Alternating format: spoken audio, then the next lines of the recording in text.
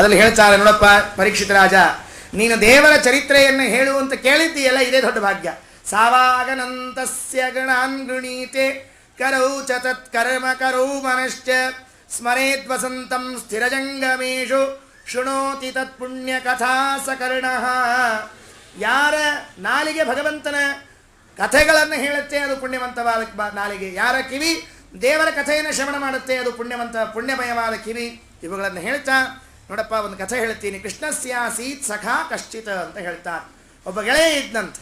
ನೇರವಾಗಿ ವಿಷಯ ಪ್ರವೇಶ ಮಾಡ್ತೀನಿ, ಸುಮ್ಮನೆ ಅಲ್ಲಿ ಇಲ್ಲಿ ಹಾಳು ಹೊರಟು ಕಥೆ ಕೇಳಲಿಕ್ಕೆ ಆಗೋದಿಲ್ಲ. ಕೃಷ್ಣನಿಗೆ ಒಬ್ಬ ಗೆಳೆಯ ಇದ್ದ.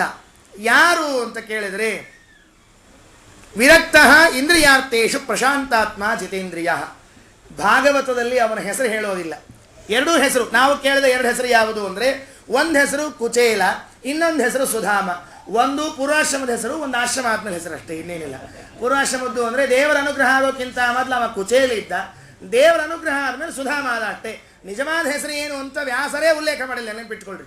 ಯಾಕೆ ಬೇಕಾಗಿಲ್ಲ, ಹೆಸರಿನಲ್ಲಿ ನಾಮೇ ಕ್ಯಾ ರಕ್ಕ ಅಂತ ಕೇಳ್ತದೆ ಶಾಸ್ತ್ರ.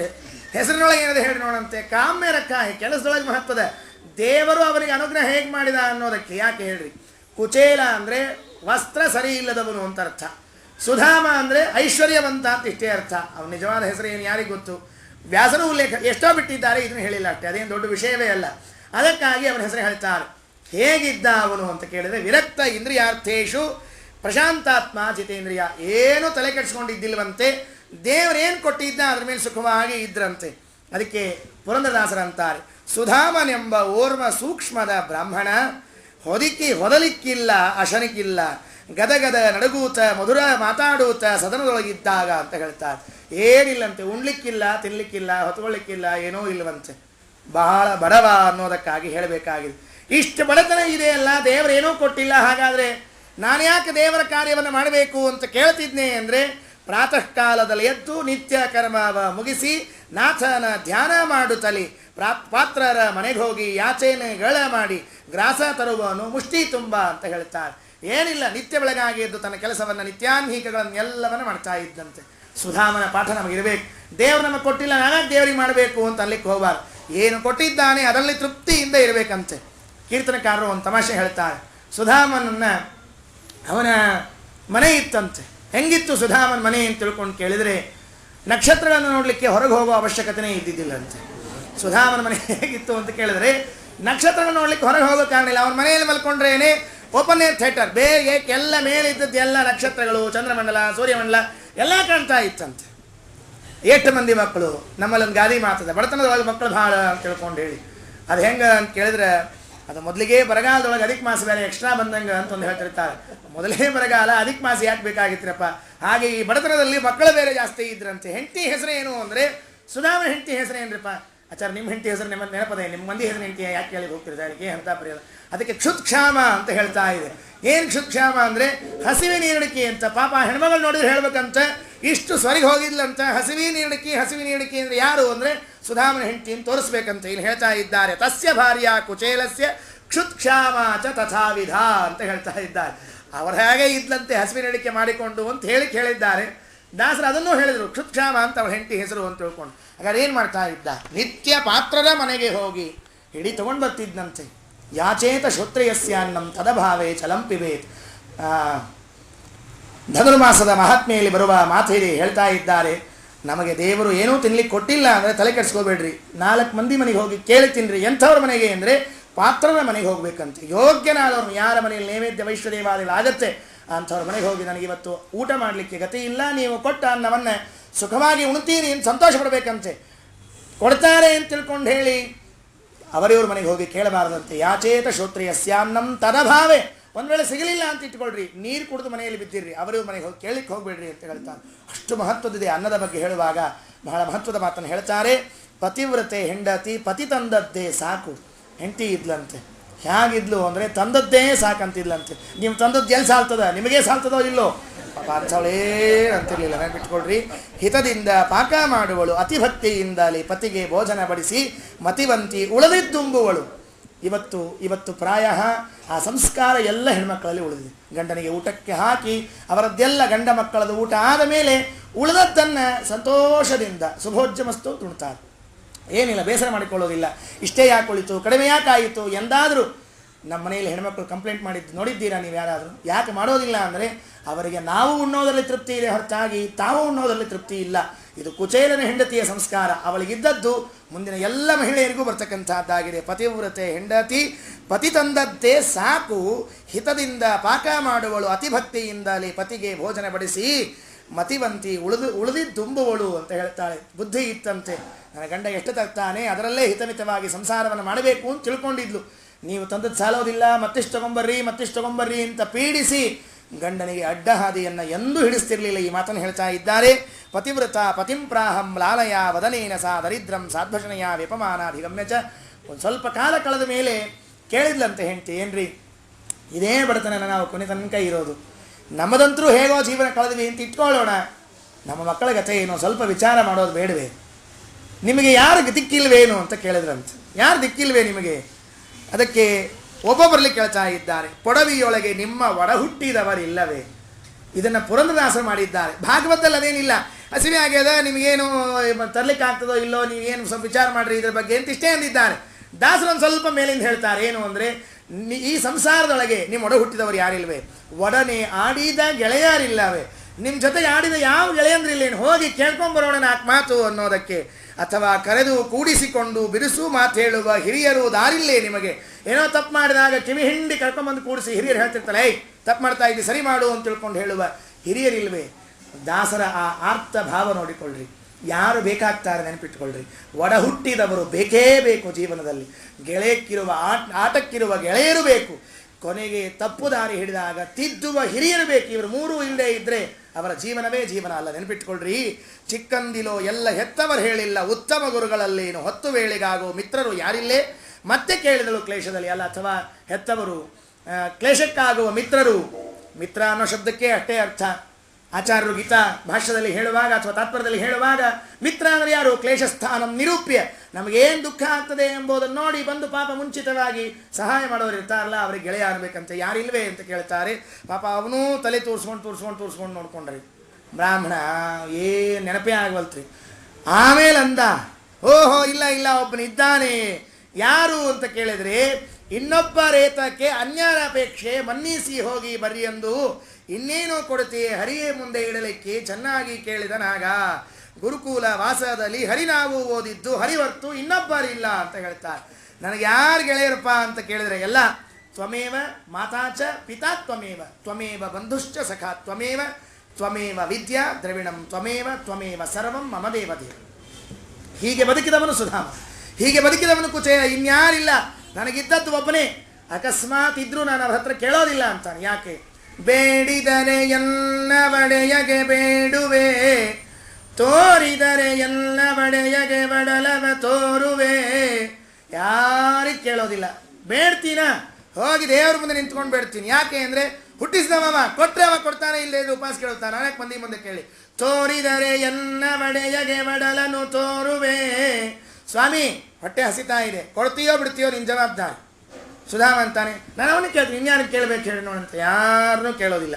ಅದಕ್ಕೆ ಜಗನ್ನಾಥದಾಸರಂತಾರೆ, ಹರಿ ಕೊಟ್ಟ ಕುತ್ಸಿತ ಕಣನ್ನ ಕಂಬಳಿಯ ಮಹಾಪ್ರಸಾದವೆಂದು.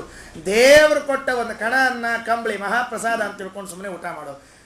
ತೈನ ತ್ಯಕ್ತೇನ ಭುಂಜೀತಾಹ ಮಾಘದ ಕಸ್ಯ ಸಿದ್ಧನಂ. ದೇವರು ಕೊಟ್ಟಿದ್ದನವನ್ನು ಯಾಕೆ ಅವರಿವ್ರ ಮುಂದೆ ಕೈ ಚಾಸ್ತೀಯ? ಆಯ್ತು ರೀ, ಭಾಳ ಸಂತೋಷ. ನನು ಬ್ರಹ್ಮನ್ ಭಗವತಃ ಸಖಾತ್ ಸಾಕ್ಷಶ್ರಿಯ ಪತಿ ಬ್ರಹ್ಮಣ್ಯಶ್ಚ ಶರಣ್ಯಶ್ಚ ಭಗವಾನ್ ಸತ್ವತನುಷಮಃ. ಅವನ್ನೇ ಹೋಗಿ ಕೇಳಬಾರ್ದೆ ನೀವು ಒಂದು ಮಾತು. ಸ್ವಾಮಿ ನನಗೇನಾದರೂ ಕೊಡು ಅಂತ ತಿಳ್ಕೊಂಡು ಅಡ್ಡಿ ಇಲ್ಲ, ಅವನ ಹತ್ರ ಕೇಳ್ಕೊಂಬರ್ತೀನಿ. ಸಮಸ್ಯೆ ಶುರುವಾಯಿತು. ದೇವ್ರ ಹತ್ರ ಹೋಗಾದರೂ ಏನು ಕೊಡು ಅಂತ ಕೇಳೋದು? ದೇವ್ರ ಹತ್ರ ಹೋಗ್ಬಿಡ್ತೀವಿ. ಯಾಕೆಂದರೆ ಭಿನ್ನಹಕೆ ಬಾಯಿ ಇಲ್ಲವಯ್ಯ. ಏನು ಕೇಳಬೇಕು? ಬರೇ ದೇಹಿ ದೇಹಿ ದೇಹಿ ದೇಹಿ ಅಂತ ಕೇಳಿ. ಮಾತರಮೇ ಮಾತರಿಶ್ವನ್ ಪಿತರತುಲಗರೋ ಭ್ರಾತರ ಇಟ್ಟಾಪ್ತ ಬಂಧೋ ಸ್ವಾಮಿನ್ ಸರ್ವಾಂತರಾತ್ಮನ ಎಲ್ಲ ಅದಕ್ಕೆ ಹೇಳ್ತಾರೆ. ದೇಹಿ ದೇಹಿ ದೇಹಿ ಅಂತ ಕೇಳಿ ಸಾಕಾಗ್ಬಿಟ್ಟದಂತ. ಬಾಯಿನೇ ಇಲ್ಲ, ಇನ್ನೆಟ್ಟು ಕೇಳ್ಬೇಕು ಹೇಳಿ ನೋಡಂತ. ನಮಗೆ ಪುಣ್ಯಕ್ಕೆ ಕಟ್ಟಿಗೆ ಬಾಯಿ ಮಾಡಿದ್ದ ದೇವರು ಅಂದರೆ ಇಷ್ಟೊತ್ತಿಗೆ ಮುರಿದು ಹೋಗಿಬಿಡ್ತಿದ್ವಿ ದೇಹಿ ದೇಹಿ ಅಂತ ಕೇಳಿ. ಚರ್ಮದ ಬಾಯದಂತ ಬದುಕೊಂಡ್ರೆ ಎಷ್ಟು ಕೇಳ್ತೀವಿ ದೇವರಿಗೆ, ಎಷ್ಟು ಕೇಳ್ತೀವಿ. ಕೊಟ್ಟರೂ ತೃಪ್ತಿ ಇಲ್ಲ. ದೇವ್ರ ಹತ್ರ ಹೋಗಿ ಏನು ಕೇಳೋದು? ಆಮೇಲೆ ಅಂದ ದೇವ್ರ ಹತ್ರ ಹೋಗಿ ಏನೋ ಕೇಳ್ತೀನಿ ಅಂತ ಇಟ್ಕೋ. ಮೊದಲು ಒಯ್ದು ದೇವರಿಗೇನಾದರೂ ಕೊಡಬೇಕಲ್ಲ ನಾವು. ಯಾಕೆ? ರಿಕ್ತಹಸ್ತೋ ನ ಗಚ್ಚೇತ ರಾಜಾನಂ ದೇವತಾಂ ಗುರುಂ. ಖಾಲಿ ಕೈಯಲ್ಲಿ ರಾಜನ ಮನೆಗೆ, ದೇವರ ಮನೆಗೆ, ಶ್ರೀಮಂತರ ಮನೆಗೆ, ಬಾಲಕರಿದ್ದ ಮನೆಗೆ ಹೋಗಬಾರ್ದಂತೆ. ದೊಡ್ಡವ್ರ ಮನೆಗೆ ಹೋಗಬೇಕಾದಾಗ ಒಂದು ಹೂವಿನ ಬೊಕ್ಕೆ ಹಿಡ್ಕೊಂಡು ಹೋಗಿರ್ಬೇಕಂತೆ. ಸುಮ್ಮನೆ ಪುಕಟು ₹100 ವೇಸ್ಟ್ ಕಾರ್ಯಕ್ರಮ ತೊಗೊಂಡು ಹೋಗಿ ಕೊಡಬೇಕಷ್ಟೇ, ಇನ್ನೇನು ಮಾಡ್ಲಿಕ್ಕೆ ಬರೋದಿಲ್ಲ. ದೇವ್ರ ಗುಡಿಗೆ ಹೋಗ್ಬೇಕಾದಾಗ ಒಂದು ವಾಟಗ ಅಕ್ಕಿಯರ ಹಿಡ್ಕೊಂಡು ಹೋಗಿರ್ಬೇಕಂತ, ಹಾಗೆ ಖಾಲಿ ಕೈ ಹೋಗಬಾರ್ದು. ಮಕ್ಕಳಿರೋ ಮನೆಯಲ್ಲಿ ಹಿಂದಿನ ಕಾಲಕ್ಕೆ ಇವತ್ತಿನ ಕಾಲಕ್ಕೆ ಆದರೆ ಒಂದು ಚಾಕ್ಲೇಟ್ ಪೇಪರ್ಮೆಂಟ್ ಹಿಡ್ಕೊಂಡು ಹೋಗಿರ್ಬೇಕು. ಅವು ಎಕ್ಸ್ಪೆಕ್ಟ್ ಮಾಡ್ತಾ ಇರ್ತವೆ, ಹೊರಗಿನ ಬಂದವ್ರು ನಮಗೇನೋ ತೊಗೊಂಬರ್ತಾರೆ ಅಂತಂತಿರ್ತಾರೆ. ಗುರುಗಳ ಮನೆಗೆ ಹಾಗೆ ಹೋಗಬಾರ್ದಂತೆ. ದೇವ್ರ ಮನೆಗೆ ಹೊಟ್ಟಿದ್ದೀನಿ, ಏನಾದರೂ ತೊಗೊಂಡು ಹೋಗ್ಬೇಕು, ಕೊಡು ಅಂತ ಕೇಳಿದ್ರು. ಏನು ಕೊಡ್ಬೇಕ್ರಿ? ತೊಗೊಂಬ ಅಂದರೆ ಗಾಬರಿಯಾದಳು ಸಾಗೀತ ನಡೆದಳು, ಬೇಗ ತಂದಳು ಅವಲಕ್ಕಿ ಬಾಗಿ ವಸ್ತ್ರದಳು, ಬೇಗ ಕಟ್ಟಿ ಕೊಟ್ಟು ಹೋಗಿ ಬರ್ರಿ ಅನ್ನುತ್ತಾ ಹೇಳಿದಳು. ಪಾಪ ಅವಲಕ್ಕಿ ತಂದು ಕೊಟ್ಲಂತೆ. ಸಯೇವಂ ಯಾಚಿತ್ವಾ ಚತುರೋ ಮುಷ್ಟೀನ್ ವಿಪ್ರಾನ್ ಪೃಥಕ ತಂಡುಲಾನ್.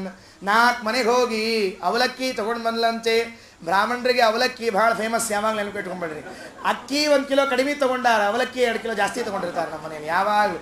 ಯಾಕೆ ಅಂದರೆ ಅದು ಪೇಟೆಂಟ್, ಅದು ತಂಡುಲ, ಇದು ಪೃಥಕ್ ತಂಡುಲ. ಅದು ತಂಡುಲ ನಮ್ಗೆ ಉಪಯೋಗ ಬೀಳೋದಿಲ್ಲ, ಪೃಥಕ್ ತಂಡುಲನೇ ಉಪಯೋಗ ಬೀಳ್ತಾ ಇರ್ತದೆ ಭಾಳ. ಊಟಕ್ಕೆ ಕೂಡೋ ತನಕ ಪಾಪ ಕೆಲವರು ಇರ್ತಾರಂತೆ, ಊಟಕ್ಕೆ ಕೂಡೋ ತನಕ ಅವಲಕ್ಕಿ ತಿಂದಿರ್ತಾರಂತೆ, ಕೂತ್ಕೊಳ್ಳೇ ಬಿಡ್ತಾರಂತೆ. ಯಾಕಂದ್ರೆ ಊಟ ಮಾಡ್ಬೇಕಾಗ್ತದಲ್ಲ, ಅದು ಬಿಡ್ಬೇಕಾಗ್ತದೆ. ಊಟ ಮುಗಿದ್ಕೊಳ್ಳೆ ಮತ್ತೆ ಅವಲಕ್ಕಿ ತಗೋತಾರಂತೆ, ಹಂಗೇನು ಬೆಳೆ ಇಟ್ಕೊಳ್ಳೋದಿಲ್ಲ ಅಂತ ಕೆಲವರೆಲ್ಲ. ಹಾಗೆ ಪೃಥಕ ತಂಡುಲ ಅಂತ ತೊಗೊಂಡು ಬಂದ್ಲು. ಅಸ್ತ್ಯುಪಾಯನಂ ಕಿಂಚಿತ್ ಗೃಹೇ ಕಲ್ಯಾಣಿ ದೀಯತಾಂ ಚೈಲಖಂಡೇನ ತಾನ್ ಬದ್ವಾ ಭರ್ತ್ರೇ ಪ್ರಾದಾದುಪಾನಯಂ. ಒಂದು ಹರಕ ಬಟ್ಟೆಯಲ್ಲಿ ಕಟ್ಟಿಕೊಟ್ಟಂತೆ. ಅವನಂದ ಹೆಂಗೆ ಹೋಗ್ಲಿ ದೇವ್ರ ಹತ್ರ ಏನು ಕೇಳೋದಪ್ಪ? ಅಯಂ ಹಿ ಪರಮೋ ಲಾಭ ಉತ್ತಮ ಶ್ಲೋಕ ದರ್ಶನ. ಏನಾಗ್ತದೋ ಬಿಡ್ತದೋ, ಕೃಷ್ಣನ ದರ್ಶನಂತರೂ ಆಗ್ತದಲ್ಲ ಸಾಕು. ಇದು ಸುಧಾಮನ ಬುದ್ಧಿ, ನೆನಪಿಟ್ಕೊಳ್ರಿ. ಗುಡಿಗೆ ಹೋಗ್ತೀವಿ, ಏನು ಕೇಳ್ಕೊಂಬರ್ಬೇಕ್ರಿ? ಯಾಕೆ ದಿವಸ ಕೇಳ್ಕೊಂಬರ್ಲಿಕ್ಕೆ ಹೋಗಬೇಕು? ದೇವ್ರ ದರ್ಶನ ಆಗುತ್ತಲ್ಲ, ಅದಕ್ಕಾದ್ರೂ ಹೋಗ್ಬೇಕೋ ಬೇಡವೋ? ಅಯಂ ಹಿ ಪರಮೋ ಲಾಭ ಉತ್ತಮ ಶ್ಲೋಕ ದರ್ಶನ. ದೇವ್ರ ದರ್ಶನ ಆಗತ್ತೆ, ಹೋಗೋಣ ಅಂತ ತಿಳ್ಕೊಂಡು ಹೇಳಿ ಬಂದ್ಬಿಟ್ಟಿದ್ದಾರೆ. ಬಂದ ಮೇಲೆ ಪಾಪ ನೋಡ್ರಿ, ಹೋಗ್ತಾ ಇರುವಾಗ ಮುಂದೆ ಇಲ್ಲೇನಿಲ್ಲ, ಸುಮ್ಮನೆ ಮುಂದೆ ಬಂದ, ಹಾಗೆ ಬಂದ, ಹೀಗೆ ಬಂದ ಅಂತ ಇಷ್ಟೇ ಇದೆ. ಪುರಂದರದಾಸರು ಮತ್ತೊಂದು ಸ್ವಲ್ಪ ಸೇರಿಸ್ತಾರೆ. ಏನು ಸೇರಿಸ್ತಾರೆ ಅಂದರೆ, ಅಂಗಳವನು ಬಿಟ್ಟು ಮುಂದಕ್ಕೆ ಬಂದನು, ಅಂಗ ಹಾರಿ ಹೋಯಿ ತೆಣಕ್ಕೆ ಮಂಗಳವಾಗುವುದು, ರಂಗನ ದರ್ಶನ ಸಂದೇಹವಿಲ್ಲವಾಗುವುದು. ಅವನಿಗೆ ಅಂಗಗಳ ಹಾರ್ಲಿಕ್ಕೆ ಶುರುವಾಗುವಂತೆ. ಬಲಗೈ ಬಲಗಣ್ಣು ಇವುಗಳೆಲ್ಲ ಹಾರಿದರೆ ಪುರುಷರಿಗೆ ಶುಭ ಅಂತೆ, ಕಾಗಿ ಬಲದಿಂದ ಎಡಕ್ಕೆ ಹಾರಿದರೆ ಶುಭ ಅಂತೆ. ಹೀಗೆಲ್ಲ ಒಂದೊಂದೊಂದೊಂದು ಶುಭ ಸೂಚನೆಗಳನ್ನು ಹೇಳ್ತಾ ಹೋಗ್ತಾರೆ. ಅದೆಲ್ಲ ಆಯ್ತಂತೆ. ಇನ್ನೂ ಮುಂದೆ ಹೋಯ್ತು. ಕಾಗಿ ಹಾರೋದು ಬಲಕೆ ಆಗುವುದು, ನಮಗಿನ್ನು ಶುಭ ಚಿಹ್ನೆ ಆಗುವುದು ಹರಿಕೃಪೆಯಿಂದ. ನಡಿ ನಡಿ ಎನ್ಕೋದು ಬರ್ತಾ ಇದ್ದಾನೆ. ಬರುವಾಗ ಮುಂದೆ ಬಂದಂತೆ. ನೋಡಿದ, ದೇವ್ರಿಗೇನೋ ಅವಲಕ್ಕಿ ತೊಗೊಂಡ್ಬಿಟ್ಟೀನಿ, ದೇವ್ರ ಹೆಣ್ಣಂದ್ರೆ ಇಷ್ಟು ಮಂದಿ ಇದ್ದಾರಲ್ಲ, ಅವ್ರಿಗೇನು ತೊಗೊಂಡು ಹೋಗ್ಲ, ನಾಳೆ ನಮಗೇನು ಅಂದಾರೋ ಏನೋ, ಅದಕ್ಕೆ ಅವ್ರಿಗೂ ಒಂದಿಷ್ಟು ಏನಾರ ತೊಗೊಂಡು ಹೋಗೋಣ. ಇದು ಪುರಂದರದಾಸರ ವಾಕ್ಯ. ಹೀಗೆಂದನು ಬ್ರಾಹ್ಮಣ ಮುಂದಕ್ಕೆ ನಡೆದನು, ಕಂಡನು ಕಮಲ ಪುಷ್ಪಗಳ, ರಂಗನ ಹೆಂಡರಿಗೆ ಹೆರಳಿಗೆ ಬೇಕೆಂದು ತಕ್ಕೊಂಡು ಕಮಲ ಪುಷ್ಪಗಳ, ರಂಗನ ಹೆಂಡರಿಗೆ ಬೇಕೆಂದು. ನೋಡ್ರಿ ಎಂಥ ಉದಾತ್ತವಾದದ್ದು. ದೇವರ ಪತ್ನಿಯರಿಗೆ ಏನು ಕೊಡಬೇಕು? ಹೂಗಳನ್ನು ತಗೊಂಡ. ದೇವರಿಗೆ ಏನು ಹೂ ಏರಿಸ್ತೀನಿ, ಆ ಏರಿಸಿದ ಹೂವನ್ನು ಭಗವಂತ ತನ್ನ ಹೆಂಡತಿಯರಿಗೆ ಕೊಡ್ತಾನೆ. ಅದು ಅವರಿಗೆ ಸಂತೋಷ ಆಗತ್ತೆ, ನೆನ್ಪಿಟ್ಕೊಳ್ಳಿ. ಹೂ ತಗೊಂಡದ್ದು ದೇವರ ಸಲುವಾಗೇನೆ. ಉಪಯೋಗ ಯಾರಿಗೆ ಬೀಳುತ್ತೆ ಅಂತ ಕೇಳಿದ್ರೆ ರಂಗನ ಹೆಂಡತಿಯರಿಗೆ. ಯಾಕೆ ಅಂದರೆ ಕಮಲಾ ಮಹಿಳೆಯನ ಪುರುಷೇಣ ಟೀಕಾಕೃತ್ಪಾದರಂತಾರೆ. ನಾನು ಮಾಡಿದ ಈ ಗ್ರಂಥವೆಂಬ ಮಾಲೆಯನ್ನು ಯಾರಿಗೆ ಹಾಕ್ತೀನಿ ಅಂದರೆ ಲಕ್ಷ್ಮೀ ಎಂಬ ಹೆಂಡತಿ ಉಳ್ಳ ನಾರಾಯಣನಿಗೆ ಹಾಕ್ತೀನಿ ಅಂತ. ಅದೇನ್ರಿ ಲಕ್ಷ್ಮೀ ಎಂಬ ಹೆಂಡತಿ ಉಳ್ಳ ಹೆಂಡತಿ? ಯಾಕಂದರೆ ಹೂವಿನ ಹಾರ ಗಂಡಸರು ತೊಗೊಂಡು ಏನು ಮಾಡ್ತಾರೆ, ಕೊಳ್ಳ ಹಾಕ್ಕೊಂಡು ಎತ್ತಿರಬೇಕಟ್ಟೆ. ಅದೇ ಹೆಂಡತಿ ಇದ್ದರೆ ಹಾಕ್ಕೊಂಡ್ರೆ ಹಾಕ್ಕೋತಾಳೆ. ಅದಕ್ಕಾಗಿ ದೇವರನ್ನು ಹಾಗೆ ಸ್ತೋತ್ರ ಮಾಡಿದ್ದ. ಇಲ್ಲೂ ಕೂಡ ಅಷ್ಟೇ, ತೊಗೊಂಡು ಹೋಗೋದು ಯಾಕಂದರೆ ದೇವರ ಸಲುವಾಗೇನೆ. ಉಪಯೋಗ ಬೀಳ್ತದೆ ಇಲ್ಲೋ? ಅವಶ್ಯವಾಗಿ ಬೀಳ್ತದೆ, ಅವರಿಗೆ ಹಾಕಲಿಕ್ಕೆ ಅಂತ ತಿಳ್ಕೊಂಡು. ಸತ್ಯಸಂಧ ತೀರ್ಥರು ಒಂದು ಮಾತು ಹೇಳ್ತಾರೆ ವಿಷ್ಣು ಸ್ತುತಿಯಲ್ಲಿ ಹೇಳುವಾಗ. ಆ 5 ಪ್ರತಿಮೆಗಳಿದೆ ದೇವರನ್ನು ಪೂಜೆ ಮಾಡುವಾಗ. ಮೂಲರಾಮದೇವರು, ದಿಗ್ವಿಜಯ ರಾಮದೇವರು, ವಂಶರಾಮದೇವರು, ಪ್ರಸನ್ನ ವಿಠ್ಠಲ ದೇವರಿದ್ದಾರೆ. ಸೀತಾದೇವಿ ಒಬ್ಬಳಿದ್ದಾಳೆ. 5 ಹೂ ಬೇಕಾಗಿತ್ತು ದೇವರ ಪೂಜಾಕ್ಕೆ, ಕಮಲದ ಹೂ ಬೇಕಾಗಿತ್ತಂತೆ. 1 ಹೂ ಕಡಿಮೆ ಬಿದ್ದುಬಿಡ್ತಂತೆ. ಮತ್ತೆ ನೋಡ್ರಿ, ಈ ಪೂಜೆ ಮಾಡೋರಿಗೆ ಎಷ್ಟು ಸಮಸ್ಯೆ ಆಗುತ್ತೆ. ಸತ್ಯಸಂಧ ತೀರ್ಥರು, ಸತ್ಯಬೋಧ ತೀರ್ಥರ ಶಿಷ್ಯಂದರು 4 ಏರಿಸಿದ್ರಂತ. ಸೀತಮ್ಮನವ್ರಿಗಿಲ್ಲ, ಇನ್ನೇನು ಮಾಡ್ಬೇಕು? ಆಯ್ತು, 4 ಅಂತರೂ ಏರಿಸಿಬಿಟ್ಟಿರಿ, ಇನ್ನೇನಿಲ್ಲ ನೋಡೋಣ ಅಂತ ಹೇಳಿ ದೇವರಿಗೆ ಪ್ರಾರ್ಥನೆ ಮಾಡ್ಕೊಂಡು, ಸ್ವಾಮಿ ಇವತ್ತು 4 ಹೂ ಸಿಕ್ಕಾವ, ನೀ ಏನು ಮಾಡ್ತೀರಿ, ನಿನಗೆ ಬಿಟ್ಟದ್ದು ಅಂತ ಇಷ್ಟು ಅನ್ಕೊಂಡ್ರಷ್ಟೇ. ತಾತ ಶ್ರೀರಾಮಮೂರ್ತಿ ರಮಲ ಕಮಲತೋಭ್ಯಚ್ಚ ಮಾತುರ್ನ ಶಿಟ್ಟಂ ಕಂಜಂ ಕಂಜಾಲಯಾಯ ಇದೀಯತ ಮನಶಿ ಪ್ರಾದದ ಕಂಜಮೇಕಂ ತತ್ಕಿಂ ಜಾಯಾ ದಯಾತಃ ಕಿಮು ಮೈ ದಯಾ ನೈವ ಜಾನೇಷಮಜ್ಞಃ ಸ್ವಾಮಿನ್ ಶ್ರೀ ಸತ್ಯಬೋಧ ವೃತಿವರ ಭುಜಯಾಂಬೋಸವಾದಿನ್ ಬೋಧವಾಸಿನ್ ವದತ್ವಂ. ಆ ಪೂಜೆ ನಡೀತು, ಪ್ರಾರ್ಥನೆ ಆಯಿತು. ರಾಮದೇವರ ಪಾದದಲ್ಲಿದ್ದ ಹೂ ತಾನಾಗೆ ಕೆಳಗೆ ಬಿತ್ತು. ನೆನಪಿಟ್ಕೊಳ್ರಿ, ಇವರು ಪ್ರಾರ್ಥನೆ ಮಾಡಿಕೊಂಡ್ರು, ಸ್ವಾಮಿ ಇವತ್ತೇನು ಸೀತಮ್ಮನವ್ರಿಗೆ ಹೂ ಇಲ್ಲ, ಏನು ಮಾಡಲಿ ಅಂತ ಪ್ರಾರ್ಥನೆ ಮಾಡಿಕೊಂಡ್ರೆ ಅಷ್ಟೇ. ಮುಂದಿನ ಕ್ಷಣಕ್ಕೆ ರಾಮದೇವರ ಮೇಲೆ ಇದ್ದು ಹೂ ತೆಳಗೆ ಬಿತ್ತು. ಯಾಕೆ ಅಂದರೆ ನನ್ನ ಹೆಂಡತಿಗೆ ಹೂ ಕೊಡು ಮಹಾರಾಯ, ನನಗೆ ನಡೆದೇ ನಡೀತದ ಅಂತ ಹೇಳಲಿಕ್ಕೆ. ತತ್ಕಿಂ ಜಾಯಾ ದಯಾತಃ ಕಿಮು ಮೈ ದಯೆಯ. ಇದೇನು ನಿನ್ನ ಹೆಂಡತಿ ಮೇಲಿನ ಪ್ರೀತಿಯಿಂದ ಕೊಟ್ಟು, ನನ್ನ ಮೇಲಿನ ದಯಾದಿಂದ ಕೊಟ್ಟು, ನೈವ ಜಾನೇಹ ಮಜ್ಞ, ನನಗೆ ಗೊತ್ತಾಗಿಲ್ಲ ಅಂತ ಸತ್ಯತಂತ್ರ ಸ್ತೋತ್ರ ಮಾಡ್ತಾರೆ. ಹಾಗೆ ಸುಧಾಮ ಅಂದ್ಕೊಂಡ, ಇದು ತತ್ಕಿಂ ಜಾಯಾ ದಯಾತಃ ಕಿಮು ಮೈ ದಯೆಯ. ಹೂ ತಗೊಂಡಂತರೂ ಹೋಗ್ತೀನಿ, ಏನಾಗ್ತದೋ ಆಗ್ತದೆ ಅಂತ ತಿಳ್ಕೊಂಡು ಹೇಳಿ ಹೂ ತಗೊಂಡಂತೆ ಮುಂದೆ ಹೋದ. ನೋಡ್ತಾನೆ, ನೋಡ್ರಿ ಅಲ್ಲಿ ಇನ್ನೊಂದು ಸ್ವಾರಸ್ಯ ಹೇಳ್ತಾನೆ. ಹರಿಯುವ ನೀರುಗಳನ್ನೆಲ್ಲ ತಗೊಂಡಂತೆ, ತಮ್ಮಿಗಳು ತುಂಬಿಕೊಂಡಂತೆ. ಯಾಕೆ ಅಂದರೆ ಕೃಷ್ಣನಿಗೆ ಅಭಿಷೇಕಕ್ಕಾಗಲಿ ಹರಿಯುವ ಜಲವೆಲ್ಲ ಹರಿ ಅಭಿಷೇಕಕ್ಕೆಂದು ಹರ್ಷದಲ್ಲಿ ತುಂಬಿಕೊಂಡ ಕರದಲ್ಲಿ ಹಿಡಿದುಕೊಂಡು ಪುರದ ಬಾಗಿಲ ಮುಂದೆ ಹರಿ ಹಾಗೆ ದೊರಕುವನೆಂದು ಹೋದಂತೆ. ನೋಡಿದ, ಏನು ಪಾಳಿ ಹತ್ತಿತ್ರಿ ಕೃಷ್ಣನ ಮನೆ ಮುಂದೆ. ಕೃಷ್ಣನ ಮನೆ ಮುಂದೆ ಪಾಳಿ ಯಾಕ್ರಿ? ಅಲ್ರಿ, ಉಡುಪಿ ಕೃಷ್ಣನ ದರ್ಶನಕ್ಕೆ ಇಟ್ಟು ಪಾಳಿ ಇರ್ತದೆ, ವೆಂಕಪ್ಪಗ ಇಟ್ಟು ಪಾಳಿ ಇರ್ತದೆ, ಇನ್ನು ಸಾಕ್ಷಾತ್ ಕೃಷ್ಣನ ದರ್ಶನಕ್ಕೆ ಇನ್ನೆಟ್ಟು ಪಾಳಿ ಇರಬೇಕು ಒಂದು ಸ್ವಲ್ಪ ವಿಚಾರ ಮಾಡಿರಿ. ನಾನಾ ದೇಶೀಯರಾದ ರಾಜರುಗಳೆಲ್ಲ ಕೃಷ್ಣನ ದರ್ಶನ ಮಾಡಬೇಕು ಅಂತ ಪಾಪ 6 ತಿಂಗಳು ಬಾಗಿಲೊಳಗೆ ಪಾಳಿ ಹಚ್ಕೊಂಡು ಕಾದ್ಕೊಂಡು ನಿಂತ್ಬಿಟ್ಟಿದ್ರಂತೆ. ಅಲ್ಲೇ ಟೆಂಟ್ ಹಾಕ್ಕೊಂಡು ಇದ್ಬಿಟ್ಟಿದ್ರು, ಯಾವ ಪಾಳಿ ಸಿಗ್ತಾವ ಕೃಷ್ಣ ದರ್ಶನ ಮಾಡ್ಕೊಂಡು ಹೋಗೋದು. ಇದನ್ನು ನೋಡಿ ಗಾಬರಿ ಆಗಿಬಿಟ್ಟರೆ ಅವ. ಇಂತಿಂಥ ಶ್ರೀಮಂತರ ಇನ್ನೂ ಕಾಯ್ಕೊಂಡು ನಿಂತಾರೆ. ಹರಕು ವಸ್ತ್ರವನುಟ್ಟು ಹರಿಧ್ಯಾನ ಮಾಡುವ ವಿಪ್ರನ ಕಂಡು ಚಾರರರು ಬರಬೇಡ ಒಳಗೆ ಹಿರಿಯರಪ್ಪಡೆ ಇಲ್ಲ ತಿರುಗಿ ಹೋಗೆನುತ ಹೇಳಿದರು. ಇದು ಪುರಂದರದಾಸರ ಮಾತು. ವಾಸ್ತವಿಕವಾಗಿ ಮೂಲದಲ್ಲಿ ಭಾಗವತದಲ್ಲಿ ಇಲ್ಲ. ಯಾಕೆ ಅಂದರೆ ನಮೋ ಬ್ರಹ್ಮಣ್ಯ ದೇವಾಯ, ಭಗವಂತನ ಮನೆಯಲ್ಲಿ ಯಾವ ಬ್ರಾಹ್ಮಣರಿಗೂ ಬಾಗಿಲು ತೆಗೆದಿಲ್ಲ ಅಂತಿಲ್ವೇ ಇಲ್ಲ. ಬಾಗಿಲು ತೆಗೆದಿದ್ದೇ ಇದೆ ಯಾವಾಗಲೂ, 24x7. ನ್ಯೂಸ್ ಅಲ್ಲ, ದೇವರ ಬಾಗಿಲು ತೆಗೆದಿಟ್ಟಿದ್ದಾನೆ ಯಾವಾಗಲೂ ಭಗವಂತ. ನಮ್ಮಲ್ಲಿ ನ್ಯೂಸ್ ಬರೋದು 24x7 ಅಷ್ಟೇ. ನೋಡಿದರೆ ಆಶ್ಚರ್ಯ ಆಗಬೇಕು. ಒಂದು ಅರ್ಥ ಮಾಡಿಕೊಳ್ಬೇಕು. ದೇವರನ್ನು ಸ್ತೋತ್ರ ಮಾಡುವಾಗ ನಮೋ ಬ್ರಹ್ಮಣ್ಯ ದೇವಾಯ ಗೋಬ್ರಾಹ್ಮಣ ಹಿತಾಯ ಚ ಜಗದ್ಧಿತಾಯ ಕೃಷ್ಣಾಯ ಗೋವಿಂದಾಯ ನಮೋ ನಮಃ. ಭಗವಂತ ಬ್ರಹ್ಮಣ್ಯ ದೇವ ಅಂದರೆ ಬ್ರಾಹ್ಮಣರಿಗೆ ಮಾತ್ರ ದೇವ ಅಂತ ಅರ್ಥವೇ? ಶ್ರೀಮದಾಚಾರ್ಯರು ಬ್ರಹ್ಮತರ್ಕದ ವಾಕ್ಯವನ್ನು ಉಲ್ಲೇಖ ಮಾಡ್ತಾರೆ. ಬ್ರಹ್ಮಾಣಿ ಜೀವ ಸರ್ವೇಪಿ ಅಂತ ಹೇಳ್ತಾರೆ. ಬ್ರಹ್ಮ ಶಬ್ದಕ್ಕೆ ಸರ್ವ ಜೀವರು ಅಂತ ಅರ್ಥ. ಎಲ್ಲ ಜೀವರಾಶಿಗಳಿಗೂ ಕ್ಷೇಮ ಮಾಡ್ತಾನೆ ಅನ್ನೋದಕ್ಕಾಗಿ ದೇವರಿಗೆ ಬ್ರಾಹ್ಮಣ್ಯ ದೇವ ಅಂತ ಕರೀತಾ ಇದ್ದಾರೆ. ಸುಮ್ಮನೆ ಯಾರೋ ನಮ್ಮಂಥ 1-2-3 ಮಂದಿಗೆ ಅನುಗ್ರಹ ಮಾಡಿದ ಅಂತ ಅನ್ನೋದಕ್ಕೆ ಬ್ರಹ್ಮಣ್ಯ ದೇವ ಅಂತ ಸ್ವಾರಸ್ಯ ಇಲ್ಲ. ಅವರ ಮನೆ ಮುಂದೆ ಬಾಗಿಲು ತೆಗೆದಿಲ್ಲ ಅಂತ ತಿಳಿಬೇಡಿ. ಕಥೆಯಲ್ಲಿ ಟ್ವಿಸ್ಟ್ ಬರಬೇಕು ಅನ್ನೋದಕ್ಕಾಗಿ ಪುರಂದರದಾಸರಿಗೆ ಅವಕಾಶ ಇದೆ ಅನ್ನೋದಕ್ಕೆ ನೋಡಿದ್ರಂತೆ. ಇವ ಹರಕೆ ಬಟ್ಟೆ ಉಟ್ಕೊಂಡಿದ್ದ, ಹೋಗಿ ಬಾಗಿಲ ಕಾಯೋ ಇಬ್ಬರು ಸೇವಕರ ಮುಂದೆ ಹೇಳಿದ್ನಂತೆ, ನಾನು ಬಂದೀನಿ, ಒಳಗೆ ಹೋಗ್ಬೇಕಾಗ್ಯದ. ಏಯ್ ಬ್ರಾಹ್ಮಣ, 8 ಮಂದಿ ಸಾಲ ಹಚ್ಕೊಂಡು ನಿಂತ್ಕೊಂಡ್ರು, ನಿಂದೇನೋ ದೊಡ್ಡದು, ಹೊರಗೆ ಹೋಗ್ಬಿಟ್ಟವ್ರು. ಪಾಪ ಅವ ಗಾಬರಿ ಆಯ್ತು. ಇಷ್ಟು ಮಂದಿ ಪಾಳಿ ಮುಗಿಸ್ಕೊಂಡು ಹೋಗೋದೊಳಗೆ ನನ್ನ ಹೆಂಡ್ತಿಗೆ ಏನೋ ತೊಗೊಂಬರ್ತೀನಿ ಅಂತ ಹೇಳಿದ್ದೆ, ಹೆಂಡ್ತಿಯರ ಉಳಿತಾಳೋ ಇಲ್ಲೋ ಗೊತ್ತಿಲ್ಲ, ಇಷ್ಟು ಪಾಳಿ ಮುಗಿಬೇಕಲ್ಲ, ಹೆಂಗೆ ಮಾಡಬೇಕು? ಕೊನೆಗೆ ಇನ್ನೇನಪ್ಪ ಅಂದರೆ ಇನ್ಫ್ಲೂಯೆನ್ಸ್ ವಶೀಲಿ ಹಚ್ಚಬೇಕು ಅಂತ ತಿಳ್ಕೊಂಡು ಹೇಳಿ ಮೆತ್ತಗೆ ಹೋದ್ನಂತ. ಏನು ಇಲ್ಲ, ನಾನು ಕೃಷ್ಣನ ಗೆಳೆಯ ಬಂದೀನಿ ಅಂತ ಹೇಳ್ರಿ ಅಂತ. ಅವ ಅಂದ, ನೀನು ಡ್ರೆಸ್ ನೋಡು, ಅಡ್ರೆಸ್ ನೋಡ್ಕೋ, ನಿಂದು ಡ್ರೆಸ್ ಇಲ್ಲಾರ್ದವಂಗೆ ಅಡ್ರೆಸ್ ಇಲ್ಲಾರ್ದವಂಗೆಲ್ಲ ಕೃಷ್ಣ ಗೆಳೆಯ ಆಗಿಬಿಡ್ತಾನೆ, ನಡಿ ಹೋಗ ಅಂದ್ಬಿಟ್ಟ ಅವನು. ಪಾಪ ಭಾಳ ದುಃಖ ಆಯ್ತು. ಇನ್ನೇನು ಮಾಡಬೇಕಪ್ಪ, ಈ ಬಟ್ಟಿ ವಸ್ತ್ರೇಣ ವಪುಷಾ ವಾಚ ಅಂತ ಹೇಳ್ತಾರೆ. ನಮ್ಮನ್ನು ಅಳಿತಿರ್ತಾರಂತೆ ಜನ. ಹೆಂಗೆ ಅಳಿತಾರೆ ಅಂದರೆ ನಾವು ಹಾಕ್ಕೊಂಡ್ರು ಡ್ರೆಸ್ ಮೇಲೆ ಅಳಿತಾರಂತ ನೆನಪಿಟ್ಕೊಳ್ರಿ. ಮಹಾ ಮೋಸಗಾರ. ಭಾರಿ ಡ್ರೆಸ್ ಹಾಕೊಂಡ್ಬಂದಿದ್ದ ಅಂದರೆ ಪಟ್ ಅಂತ ಬಿದ್ದುಬಿಡ್ತೀವಿ ಮೋಸಕ್ಕೆ. ಅದೇ ಹರಗೆ ಧೋತ ಉಟ್ಕೊಂಡು ಪ್ರಾಮಾಣಿಕ ಬಂದ ಅಂದರೆ ಏನ್ರಿ ಹಳೆ ವಾರ ಅಂದ್ಬಿಡ್ತೀವಿ. ಈಶ್ವರಚಂದ್ರ ವಿದ್ಯಾಸಾಗರ ಕಥೆ ಕೇಳ್ತಿರ್ತೀವಿ. ಪಾಪ ಅವ್ರು ಹಳಿ ಡ್ರೆಸ್ ಹಾಕ್ಕೊಂಡು ಹೋದ್ರಂತೆ. ಕೂಲಿಯವಂತ ತಿಳ್ಕೊಂಡು ಅವ್ರ ಪ್ರವಚನ ಕೇಳಲಿಕ್ಕೆ ಹೋಗಿ ವಿದ್ಯಾರ್ಥಿ ಅವರಿಗೆ ಕೂಲಿ ಹೊರಿಸ್ಕೊಂಡು ಹೋದ್ನಂತೀವಿ. ಡ್ರೆಸ್ ಮೇಲೆ ನಮ್ಮದೆಲ್ಲ ಇವತ್ತು ಸುಭಾಷಿತ ಇದೆ. ಪೀತಾಂಬರಂ ವೀಕ್ಷ ದದೌ ಸುತಾಂ ಸ್ವಕಾಂ ಚರ್ಮಾಂಬರಂ ವೀಕ್ಷ ವಿಷಂ ಸಮುದ್ರ ಅಂತ ಹೇಳ್ತಾರೆ. ಆ ರುದ್ರದೇವರು ಚರ್ಮಾಂಬರ ಉಟ್ಕೊಂಡಿದ್ರಂತ, ವಿಷ ಕೊಟ್ಬಿಟ್ರಂತ ಸಮುದ್ರ. ನೀನು ಹಣೆ ಮೇಲೆ ಚರ್ಮ ಉಟ್ಕೊಂಡು ಇನ್ಯಾಕೆ ಬದುಕಿ ಹೋಗಿ ವಿಷ ಕೊಡ್ಸಾಯಿ ಅಂತೇಳಿ. ಅದೇ ಪೀತಾಂಬರ ಉಟ್ಕೊಂಡಿದ್ದಂತ ನಾರಾಯಣಕ್ಕೆ ಮಗಳು ಕೊಟ್ಟು ಕಾಲು ತೊಳೆದಂತವ. ಯಾಕೆ ಬಟ್ಟಿ ಮೇಲದ ಅಂತ ಹೇಳ್ಕೊಂಡು ಹೇಳ್ತಾರೆ. ನೀವು ಬಟ್ಟಿ ಮೇಲೆ ಕತ್ತೀರಿ ಇದೆಲ್ಲ. ಬಟ್ಟಿ ನೋಡ್ರಿ, ನೀವು ಡ್ರೆಸ್ ಸೆನ್ಸ್ ಇರಬೇಕು, ಅದಿದ್ರೇ ಸ್ವಾರಸ್ಯ ಇದೆ, ನೆನ್ಪಿಟ್ಕೊಳ್ರಿ. ಅವತ್ತೇ ಆಗ್ಯದ, ಇವತ್ತಿನ ಹೊಸದಲ್ಲ ಮತ್ತೆ ಇದು. ಅಂತೂ ಏನಾಯಿತು ಅಂದರೆ ಬೇಡ ಅಂದ. ಆ ಇಬ್ಬರೊಳಗೆ ಒಬ್ಬ ಪಾಪ ಮನಸ್ಸು ಮಾಡಿದ್ದಂತೆ. ಏನ್ರಿ ಇಷ್ಟಂತಾರೆ, ಯಾವುದೋ ಕಾರಣಕ್ಕೂ ನಮ್ಮ ಕೃಷ್ಣಿಗೆ ಎಷ್ಟು ಮಂದಿ ಗೆಳೆಯಂದ್ರೆ ಇದ್ರೂ ಗೊತ್ತಿಲ್ಲ, ಹೋಗಿ ಬರೋಣ ಅಂತ ಒಬ್ಬ ಒಳಗೆ ಹೋದ್ನಂತ. ಒಳಗೆ ಹೋಗಿ ಹೇಳಿದ್ನಂತ, ಸ್ವಾಮಿ ನಿನ್ನ ಗೆಳೆಯ ಅಂತ ಒಬ್ಬನು ಯಾರೋ ಬಂದಿದ್ದಾನೆ, ಅವನ ಹೆಸರೇನೋ ಕುಚೇಲ ಅಂತ, ಮತ್ತು ಒಳಗೆ ಬಿಡು ಅಲ್ಲಿಗತ್ತಾನೆ, ಹೆಂಗೆ ಮಾಡಬೇಕು ಅಂದ. ಕೃಷ್ಣ ದಿಗ್ಗಂತ ಎದ್ದೇ ನಿಂತ, ಕೂಗಿದ, ಅಣ್ಣ ಅಂತ ಕೂಗ್ತಾ ಇದ್ದಾನಂತೆ ಭಗವಂತ. ನೆನಪಿಟ್ಕೊಳ್ರಿ. ಏನ್ರಿ ದೇವರಿಗೆ ಆ ಸುಧಾಮ ಏನಾಗಬೇಕು ಹೇಳಿ ನೋಡಂತೆ. ಅಣ್ಣ ತಮ್ಮ ದೇವರು ಎಲ್ಲರನ್ನೂ ಕೂಡ ಹಾಗೆ ಮಾಡ್ತಾರೆ. ಸಖಾ ಯಾವಾಗಲೂ ಕೂಡ ಗೆಳೆಯ. ಅಣ್ಣ ತಮ್ಮ ಕೃಷ್ಣ ಅರ್ಜುನ ಗೀತೆಯಲ್ಲಿ ಹೇಳುವಾಗಂತಾನೆ ನಿನ್ನ ಏನೇನೋ ಕರೆದು ಬಿಟ್ಟೆ ಕೃಷ್ಣ, ಅರ್ಜುನ ಗೆಳೆಯ ಏನೇನೋ ಮಾತನಲ್ಲಿ ಕರೆದು ಬಿಟ್ಟೆ, ಏನೋ ತಪ್ಪು ತಿಳ್ಕೊಬೇಡ ಕೃಷ್ಣ ಅಂತ ಹೇಳ್ತಾನೆ. ಹಾಗೆ ಇವನೇ ಎದ್ದಂತೆ ರುಕ್ಮಿಣಿ ಬಾಯಿಲಿ ಅಂತ ಕರೆದ, ಬಂದು ನಮ್ಮಣ್ಣ ಬಂದಾನ ಕರ್ಕೊಂಬರೋಣ ನಡಿ ಅಂದ. ರುಕ್ಮಿಣಿ ಸಂಶಯ ಬಂತು, ನಿಮ್ಮಣ್ಣ ಯಾಕೆ ಬರ್ತಾನ್ರಿ, ಎಲ್ಲಿ ಹೋಗ್ಯಾನ, ಬಲರಾಮ ಇಲ್ಲೇ ಮನ್ಯಾಗ ಮಲ್ಕೊಂಡ, ಅವನೇನು ಕರ್ಲಿಕ್ಕೆ ಹೊಂಟೀರಿ, ಆ ಅಣ್ಣಲ್ಲ ಇನ್ನೊಬ್ಬಣ್ಣ ಬಂದಾನ, ನೀನು ನೋಡೇ ಇಲ್ಲ, ಕರಿ ತೋರಿಸ್ತೀನಿ ಬಾ ನಿನಗ ಅಂತ ತಿಳ್ಕೊಂಡು ಹೇಳಿ ತಾನೇ ಪಲ್ಲಕ್ಕಿ ಮೇಣೆಯನ್ನು ತೆಗೆದುಕೊಂಡು ತನ್ನ ಭುಜದ ಮೇಲೆ ಇಟ್ಟುಕೊಂಡು ಬಂದಿದ್ದಾನಂತೆ. ಬಂದ ಆ ಪಲ್ಲಕ್ಕಿ ಆ ಕೃಷ್ಣ ಪರಿಮಾಣ ಬರೋದು ನೋಡಿ ಇವೇನು ಬೈದು ಹೊರಗೆ ಹಾಕಿದ್ ನೋಡ್ರಿ. ಸೇವಕ ಗದ ಗದ ಗದ ಗದ ನಡಲಿಕ್ಕೆ ಶುರು ಮಾಡಿದವ.